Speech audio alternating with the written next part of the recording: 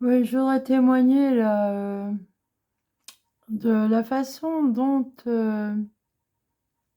on m'a enfermée, dans un système là, en fait, hein. Alors effectivement, j'ai une maladie systémique, hein, je suis condamnée, quoi. Donc voilà et le manège des vilains médecins, des ORL là, qui alors le pouvoir des docteurs là, ils écrivent ce qu'ils veulent sur vous. Alors si vous réclamez les dossiers, vous avez des surprises là.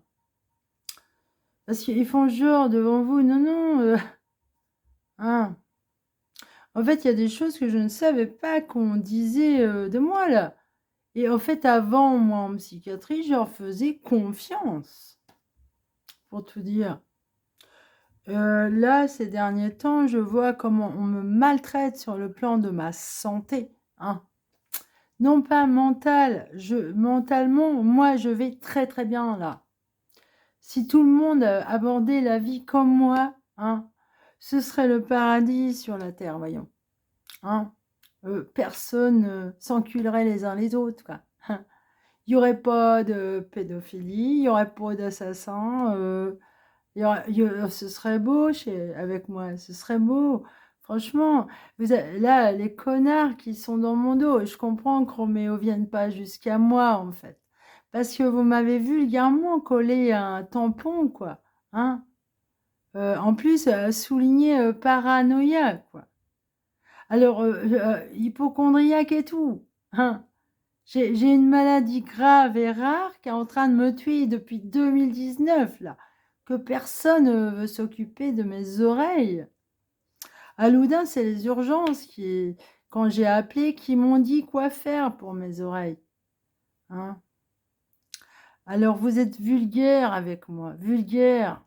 Vous êtes des vulgaires assassins, menteurs. Vous êtes des menteurs. Et quand on sait que les gendarmes là, les pourris qu'ils ont attrapés là, ils vous rendent service ceux-là, la racaille du bas là. Ils vous fournissent, hein. En gamin, je veux dire. C'est sale, vous êtes des porcs. C'est un business ça, hein, le trafic humain là, tout ça là, la prostitution, hein. C'est sympa le cul des gamins des autres là, hein. Vous les achetez les gamins. Ça coûte combien comme ça là dans votre business là? Hein? Le trafic là. Puis la CPAM quand même, elle vous paye quoi, hein? Vous vivez sur le dos de la société, les vilains médecins là, assassins, qui se permettent d'enculer des gamins, d'ouvriers ou ouais, qui font, concomitance, avec, des vulgaires trafiquants de drogue et une blanchisseuse quand même, hein. C'est elle qui alors c'est bizarre à l'hôpital, il y avait 2 infirmiers là qui étaient propriétaires aussi. Il paraît que les blanchisseurs souvent ils sont dans l'immobilier. Alors, ils se plaignaient de leurs locataires, qu'ils étaient sales et tout et alors que moi j'ai redonné les clés, tout allait bien à l'état des lieux, hein. Mais par contre, pourquoi madame Albert voulait me faire signer un devis là, pendant que j'étais à l'hôpital? Abus de faiblesse, hein. C'est du business là, la magouille qui a fait là madame Chevalier avec les autres là. Il y en avait un autre aussi qui était hospitalisé parce que, lui aussi, son appartement, il y avait quelque chose. Alors que moi, non, il y avait rien, moi.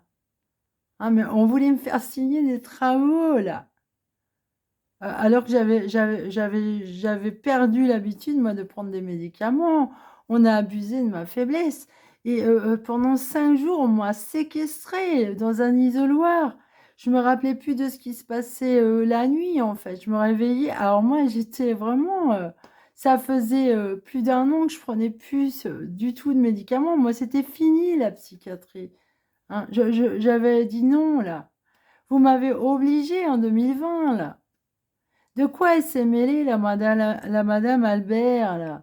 Pour qui elle se prend? Elle travaille dans l'immobilier, elle lave le linge, ou elle est psychiatre à 2 balles, celle-là?